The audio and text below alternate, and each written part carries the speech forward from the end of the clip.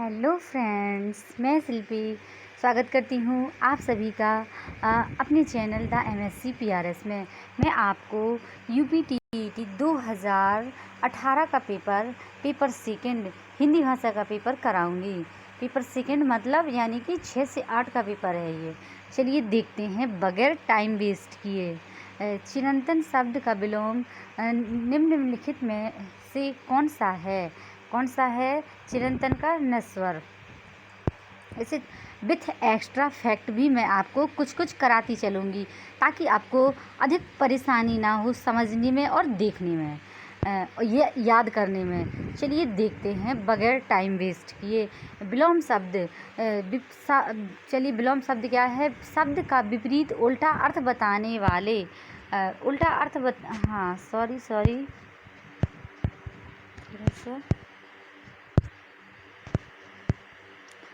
अर्थ बताने वाले शब्द को या शब्द या विपरीतार्थक शब्द कहते हैं, जैसे अपना, पराया और रात और दिन। चलिए नेक्स्ट थोड़ा सा देख लेते हैं इन्हें।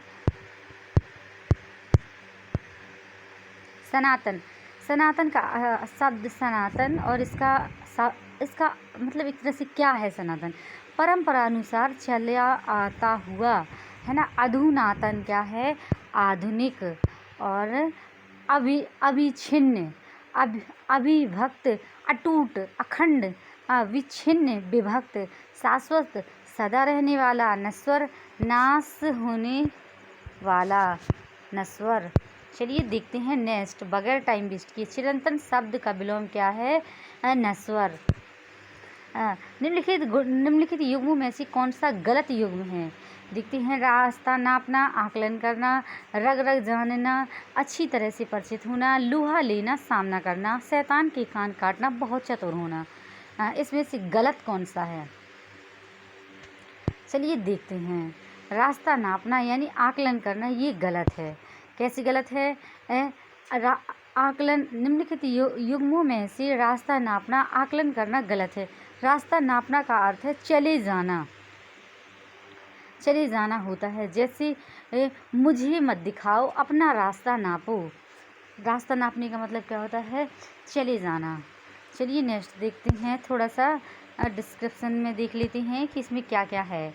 मुहावरे, खाक छानना का भटकना, नौकरी की खोज में वह खाक छानता रहा, अक्ल बड़ी की भैंस, शारीरिक बल से बौद्धिक बल अधिक अच्छा होता है।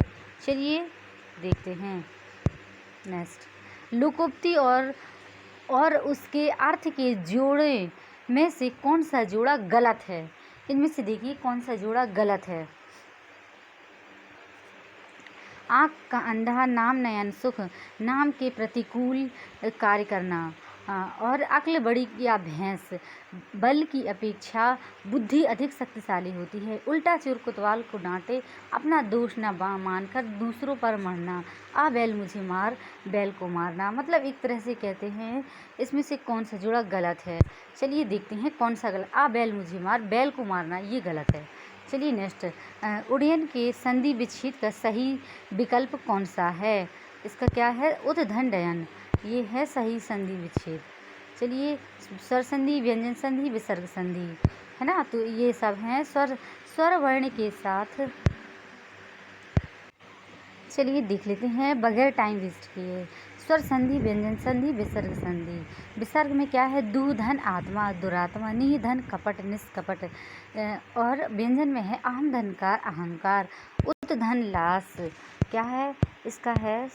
उत धन लास का उल्लास। ये संधि विच्छेद है। इसे आप अच्छे से पॉज करके देख लीजिएगा। चलिए नेक्स्ट देखते हैं। निम्नलिखित में से शुद्ध वर्तनी वाले शब्द का चयन कीजिए। शुद्ध वर्तनी वाले शब्द का चयन, दृष्टा। चलिए देखते हैं। देखिए अशुद्ध वर्तनी, शुद्ध वर्तनी, अर्थ इसके, है ना। तो शुद्ध वर्तनी वाला शब्द दृष्टा। दृष्टा का अर्थ है देखने वाला या दिखलाने वाला। शेष विकल्पों की वर्तनी अशुद्ध है। इसने बोला शुद्ध वर्तनी वाले, तो ये शुद्ध है, बाकी के सब अशुद्ध हैं। तो देखते रचयिता का है रचयिता, सुसुप्त का है ये सुसुप्त, सृष्टा का है सृष्टा। अब इसकी थोड़ा अर्थ देख लेते हैं। रचना करने वाला, सुसुप्त सोया हुआ, और सृष्टा का है सृष्टि की रचना करने वाला। चौराहा में कौन सा समास है? चौराहा कौन सा समास है? द्विगु समास है चौराहा में, है ना। तो ये सब समास है तत्पुरुष, अव्ययभाव समास, कर्मधारय, द्विगु, द्वंद्व, बहुब्रीहि समास। द्विगु और बहुब्रीहि समास में अंतर। द्विगु समास का पहला पद संख्यावाचक विशेषण होता है और दूसरा पद विशेष होता है, जबकि बहुब्रीहि समास में समस्त पद ही विशेषण का कार्य करता है। जैसे दोपहर, दोपहरों का समूह द्विगु समास है। चतुर्भुज, चार हैं भुजाएं जिसकी, अर्थात विष्णु, बहुब्रीहि समास है ना। तो चलिए और नेक्स्ट देख लेते हैं। इसे आप थोड़ा सा देख लीजिएगा, पूरा आप देख सकते हैं इसे, है ना। तो तत्पुरुष का क्या है? जिस समास में उत्तर पद प्रधान हो और समास करने के उपरांत विभक्ति कारक चिन्ह का लोप हो। धर्म का ग्रंथ, धर्म ग्रंथ। तुलसी द्वारा कृत, तुलसीदास कृत। अव्यय हो, जन्म से लेकर आजन्म। मति के अनुसार यथामति। कमल के समान, कर्मधारय। किसके समान है ये? कमल के समान, नयन, तो कमल नयन। महान है जो, देव, महादेव। और बहुब्रीहि समास, द्विगु समास। द्विगु समास हमेशा संख्यावाचक रहता है। दो पहरों का समूह मतलब दोपहर। तीन लोकों का समूह, ये त्रिलोक, एक तरह से कह सकते हैं तीनों लोकों का समाहार, त्रिलोक। द्वंद्व समास है, जैसे योजक चिन्ह रहते हैं इसमें। अन्न और जल, अन्न और जल का है। अन्न और मतलब एक से योजक चिन्ह है, और जल। अपना और पराया, अपना और पराया योजक चिन्ह को बीच में लगाते हैं। बहुब्रीहि समास क्या है? जिस समास में दोनों पद प्रधान नहीं होते, दोनों मिलकर किसी अन्य विशेष अर्थ की ओर संकेत कर रहे होते हैं, तो बहुब्रीहि समास होता है। बहुब्रीहि समास जो महान वीर है, महावीर अर्थात हनुमान। तीन आँखों वाला त्रिलोचन शिव। इसे आप अच्छे से देख लीजिएगा बगैर टाइम वेस्ट के। चलिए देखते हैं। अंदर अंदर कड़ाही में गुड़ पकना का क्या अर्थ है? गुप्त मंत्रणा होना, है ना, गुप्त मंत्रणा होना। और जैसे अन्य देखते हैं कुछ मुहावरे। खटाई में पड़ना, इमली, झमेली में पड़ना, रुक जाना, एक तरह से कह सकते हैं। आंखें खुलना, होश आना या सावधान होना। आंखें बिछाना, प्रेम से स्वागत करना, है ना। तो ये आप अच्छे से देख सकते हैं थोड़ा सा रुका के। किस समास में कोई पद प्रधान नहीं होता है? किस समास में कोई पद प्रधान नहीं? बहुब्रीहि समास में कोई पद प्रधान नहीं होता है, कोई अन्य तीसरा पद प्रधान होते हैं, तीसरा पद प्रधान होता है। देखिए अब इसे देख लेते हैं। पदों की प्रधानता। पूर्व पद प्रधान अव्ययभाव समास है। उत्तर पद प्रधान है तत्पुरुष और कर्मधारय और द्विगु। उत्तर पद किस में प्रधान होता है? तत्पुरुष में, कर्मधारय और द्विगु में। और दोनों पद प्रधान होते हैं द्वंद्व में, और दोनों पद अप्रधान होते हैं बहुब्रीहि, यानी तीसरा पद प्रधान होता है बहुब्रीहि में। चलिए नेक्स्ट देखते हैं। स्वर किसका भेद है? स्वर है वर्ण का भेद। किसका भेद है? वर्ण का, है ना। तो ये देखिए स्वर और व्यंजन, है ना। तो ये समास है, संधि है और लिंग है। चलिए देखते हैं। अत्याचार शब्द में कौन सा उपसर्ग है? अति।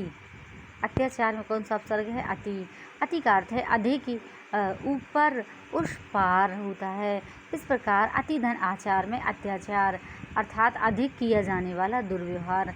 अति उपसर्ग से बनने वाले शब्द, अन्य शब्द अतिकाल, अतिक्रमण, अतिरिक्त, अतिशय, अत्यंत, अत्युक्ति, अतिक्रमण। चलिए देखते हैं नेक्स्ट। जब छात्र शिक्षक की भाषा का अनुकरण करें तो उसे क्या कहते हैं? जब छात्र शिक्षक की भाषा का अनुकरण करे तो क्या कहते हैं? अनुकरण का सिद्धांत। अब देखते हैं इसमें भाषा शिक्षण के सिद्धांत कौन कौन से हैं। भाषा शिक्षण के सिद्धांत हैं, सबसे थोड़ा सा भाषा ही क्या है, भाषा शिक्षण क्या है। भाषा शिक्षण के मूल में भाषा व्यवहार और भाषिक कौशल होते हैं। स्वयं भाषा की अपनी संरचना और प्रकृति नहीं है। भाषा शिक्षण का शैक्षिक स्थल सर्वप्रथम स्कूल होता है। स्कूल में अन्य विषयों के साथ अन्य भाषा शिक्षण की व्यवस्था की जाती है। अनुकरण का है, अनुकरण का सिद्धांत। इसके तहत बच्चे, परिवार, समाज समाज। और देखते हैं नेक्स्ट, सॉरी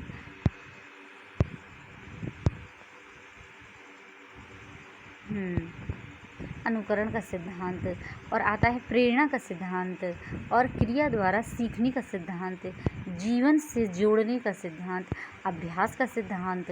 भाषा शिक्षण के सिद्धांत कौन कौन से हैं, इन्हें आप बहुत अच्छे से देख लीजिएगा और इन्हीं में से ही क्वेश्चन बनते हैं, है ना। तो भाषा शिक्षण के सिद्धांत है अनुकरण का सिद्धांत, प्रेरणा का सिद्धांत, क्रिया द्वारा सीखने का सिद्धांत, जीवन से जोड़ने का सिद्धांत, अभ्यास का सिद्धांत। चलिए नेक्स्ट देखते हैं बगैर टाइम वेस्ट किए। अंबर पनघट में डूबो रही तारा घट उषा नागरी में कौन सा अलंकार है? कौन सा अलंकार है? रूपक अलंकार है। क्यों? अंबर पनघट में डूबो रही तारा घट उषा नागरी में रूपक अलंकार है, शेष असंगत हैं। जहाँ उपमेय को उपमान मान लिया जाता है वहाँ रूपक अलंकार होता है। उपयुक्त पंक्ति में अंबर है उपमेय पर पनघट उपमान का, तारा उपमेय पर घट उपमान का, उषा उपमेय पर नागरी उपमान का अभेद आरोप है। आकाश रूपी पनघट में उषा सुबह भोर प्रभात रूपी स्त्री तारा रूपी घड़े डुबो रही है। यहाँ आकाश पर पनघट का, उषा पर स्त्री का और तारा पर घड़े का आरोप होने से रूपक अलंकार होता है। किस पे? आकाश रूपी पनघट में उषा, सुबह भोर और प्रभात रूपी स्त्री तारा। ये सब बात देख लीजिएगा आप, दोबारा नहीं मैं रिपीट करती हूँ, इसे आप रोक के भी देख सकते हैं पूरा। इसे एक टॉपिक ही मैं पूरा कंप्लीट करा देती हूँ। निम्नलिखित में से कौन सा विकल्प ऊष्म वर्ण है? कौन सा है? सा ऊष्म वर्ण है, स्पर्श व्यंजन है। का से माँ तक 25 वर्ण मुख के विभिन्न भागों में जिह्वा के स्पर्श से बोले जाते हैं, इसलिए इन्हें स्पर्श व्यंजन कहते हैं। व्यंजन क्या हैं? देखिए व्यंजन है यार अलावा ये 4 ऐसे वर्ण हैं जिनके अंदर स्वर छिपे होते हैं, इन्हें अंतस्थ व्यंजन कहते हैं। ऊष्म व्यंजन क्या है जी? अंतस्थ व्यंजन है। ऊष्म व्यंजन क्या है? सा इन 4 वर्णों के उच्चारण से इन 4 वर्णों के उच्चारण में मुख से विशेष प्रकार की गर्म ऊष्म वायु निकलती है, इसलिए इन्हें ऊष्म व्यंजन कहते हैं। इनके उच्चारण में श्वास की प्रबलता रहती है। चलिए देखते हैं नेक्स्ट। मेढक का तत्सम है क्या है? मंडूक। बंदूक का क्या है? बंदूक का तत्सम है, देखते हैं बगैर टाइम वेस्ट किए, सॉरी।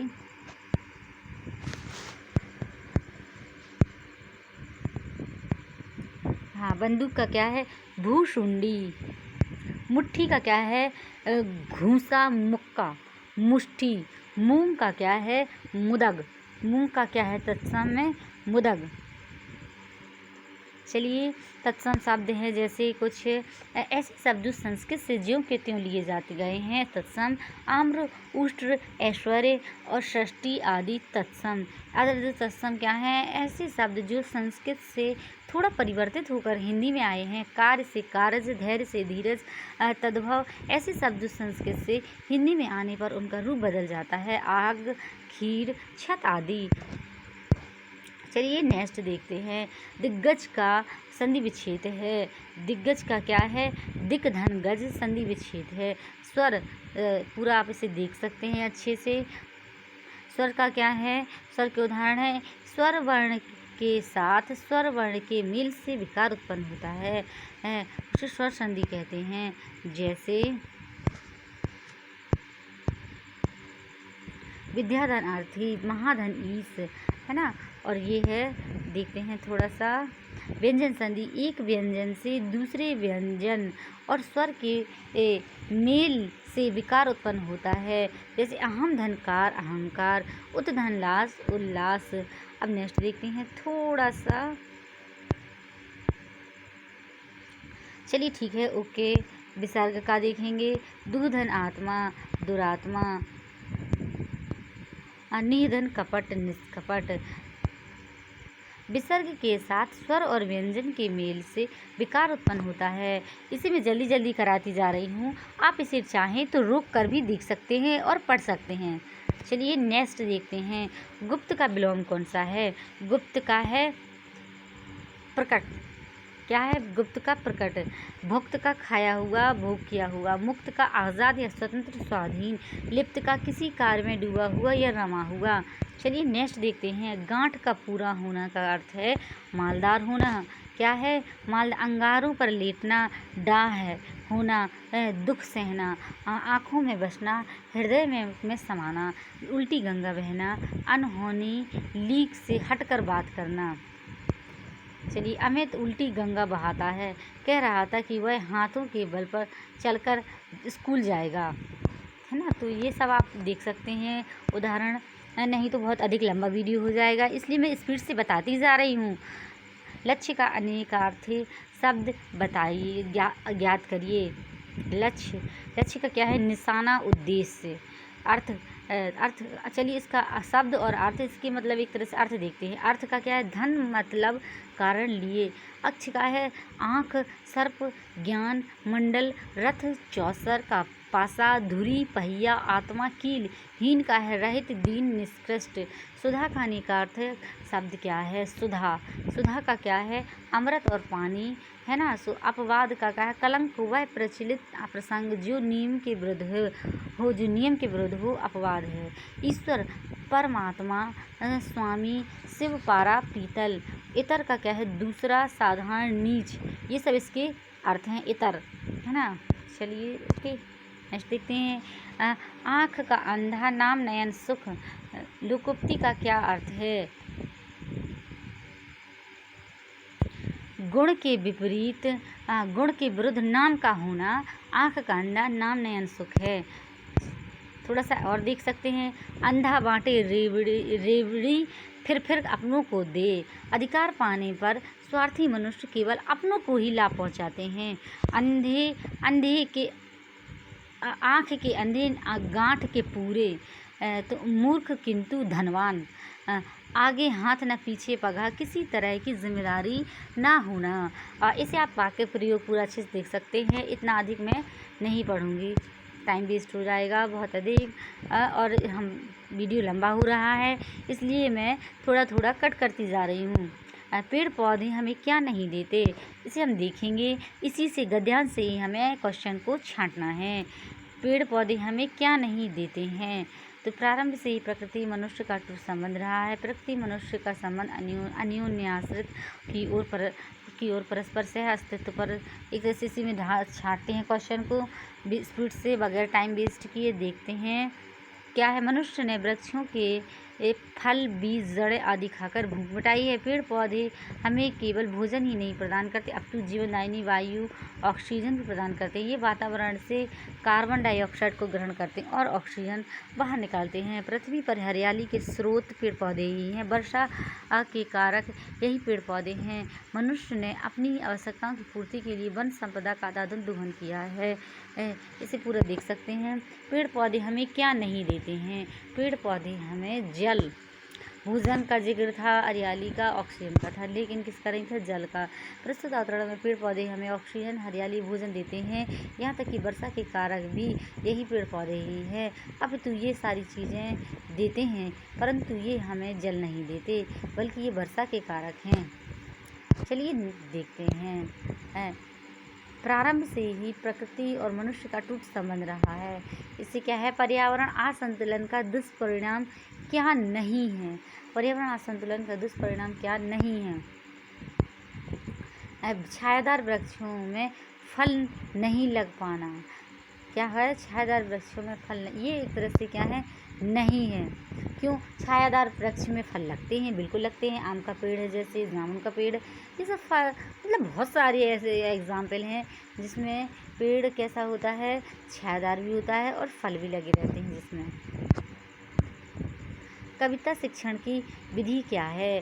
क्या है? अर्थबोध प्रणाली, कविता शिक्षण, यानी कि आपने देखा होगा अक्सर कविता रहती है तो उसे अर्थबोध प्रणाली पर आधारित रहती है। प्रस्तावना क्या है? छात्र को जो कविता पढ़ाई जाती है उसका संपूर्ण ज्ञान होना चाहिए जिससे वह वस्तु से अवगत हो सके। इससे छात्रों को में विषय के प्रति जागरूकता उत्पन्न होती है। प्रस्तुतिकरण, जब छात्र को विषय वस्तु और पाठ्यक्रम से अवगत कराया जाता है तब शिक्षक को नए पाठ का प्रस्तुतिकरण करना होता है। अर्थबोध है, इस प्रक्रिया में छात्र कितनी मात्रा में कविता को ग्रहण कर सकता है अध्ययन किया जाता है। काठिन्य निवारण, जब छात्र को विषय वस्तु में कोई परेशानी होती है तो कविता से आई परेशानी का निवारण करता है। और शास्वर पाठ है, छात्रों और शिक्षकों के द्वारा यदि कविता को शास्वर रूप से लिया जाता है तो कविता में विद्यमान रस और भावों को समझ पाते हैं। इससे देख सकते हैं। अन्य विधियाँ क्या हैं? भाव विश्लेषण, आदर्श पाठ, पुनरावृत्ति, मूल्यांकन और गृह कार्य। किसकी है ये? अर्थबोध प्रणाली है। शब्द और विलोम की दृष्टि से निम्नलिखित में से कौन सा विकल्प सही नहीं है? कौन सा विकल्प सही नहीं है? विश्लेषण और इसका विलोम क्या होगा? संश्लेषण। ये नहीं है, ये सही नहीं है। देख सकते हैं शब्द और विलोम की दृष्टि से उपयुक्त में से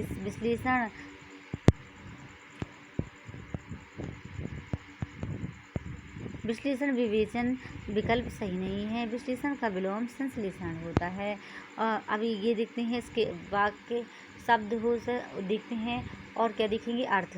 वार्धक्य का क्या है? बढ़त, विकास, समृद्धि, प्रचुरता और आधिक्य। एकांकी का है एक पक्षीय, सीमित, जैसे एकांकी दृष्टि और एकांक जिसका केवल एक ही अंग हो। सर्वांगीण, सभी अंगों से संबंधित, किसी कार्य में डूबा हुआ, रमा हुआ, लीन, सर्वांगीण है ना। और विश्लेषण का क्या है? तत्व संधान, विवेचन, छानबीन, जांच, परीक्षण, अलग करना, अध्ययन। संश्लेषण, एक में मिलाना, लगाना, जोड़ना, लगाना या जोड़ना, संलग्न या संबद्ध करना। चलिए नेक्स्ट देखते हैं बगैर टाइम वेस्ट के निम्न में से कौन सा विकल्प सही नहीं है? कौन सा विकल्प सही नहीं है? कृति का निष्कृष्ट पुरुष, ये सही नहीं है। अन्योन्य का परस्पर, कृति का रचना, अन्यान्य का और दूसरे, कृति का निष्कृष्ट, ये सही नहीं है। यहाँ सभी विकल्प एक दूसरे के पर्यायवाची हैं परंतु कृति निष्कृष्ट पुरुष पर्यायवाची नहीं है। कृति का अर्थ है रचना, किया हुआ कार्य। निष्कृष्ट पुरुष का अर्थ है नीच या अधम पुरुष। चलिए देखते हैं। अन्योन्य, एक दूसरे पर, पारस्परिक, आपस का, आपसी। कृति का क्या है? किया हुआ कार्य, क्रिया, निर्मित। अन्योन्य का परस्पर, पारस्परिक। चलिए निकले हैं नेक्स्ट। आए थे हरिभजन को ओटन लगे कपास, क्या है इसका? तो क्या है? किसी कार्य विशेष की उपेक्षा कर दूसरे कार्य को करना ही क्या है? आए थे हरिभजन को ओटन लगे कपास। इसे मुहावरे हैं, इसमें लोकोक्ति हैं, इसे आप अच्छे से देख सकते हैं। खाक छाना, भटकना है ना। अक्ल बड़ी की भैंस, ये क्या है? लोकोक्ति है। वाक्य और उसके भेद से संबंधित कौन सा जोड़ा गलत है? कौन सा जोड़ा गलत है? लक्ष्मी गई और सोफिया आ गई, सरल वाक्य है, ये गलत है। बाकी के सब क्या है? क्या सभी सरल है वाक्य। मतलब एक तरह से देखते हैं, पूरा डिस्क्रिप्शन शायद देखेंगे हम। सरल क्या है? जिन वाक्यों में एक मुख्य क्रिया हो उसे सरल या क्या कहते हैं? साधारण वाक्य कहते हैं। जटिल, ऐसे वाक्य जिनमें एक से अधिक उपवाक्य हों। जटिल उपवाक्य के दो भेद होते हैं, संयुक्त और मिश्र वाक्य। संयुक्त क्या है? जिस वाक्य में दो या दो से अधिक उपवाक्य हों परंतु सभी वाक्य प्रधान हो तो ऐसे वाक्य को संयुक्त कहते हैं। मिश्र वाक्य, जिस वाक्य में एक से अधिक वाक्य मिले हों, एक प्रधान उपवाक्य तथा शेष आश्रित उपवाक्य हों, मिश्रित कहलाता है। मिश्रित वाक्य के 3 प्रकार हैं, संज्ञा, विशेषण और विशेषण उपवाक्य। चलिए नेक्स्ट देखते हैं। वाक्यांश के लिए एक शब्द से संबंधित कौन सा जोड़ा गलत है? जो मनुष्य से दूर हो, अमानुषिक, जो कम खर्च करने वाला हो, अपव्ययी, जिसका इलाज कठिन हो, दुस्साध्य, जो इतिहास लिखे जाने के युग से पूर्व का हो, प्रागैतिहासिक। इसमें हमें ये देखना है कि वाक्यांश कौन सा संबंधित जोड़ा गलत है, गलत कौन सा जोड़ा है। चलिए देखते हैं क्या है। जो कम खर्च करने वाला हो अपव्ययी कहलाता है। जो कम खर्च करने वाला क्या कहलाता है? अपव्ययी।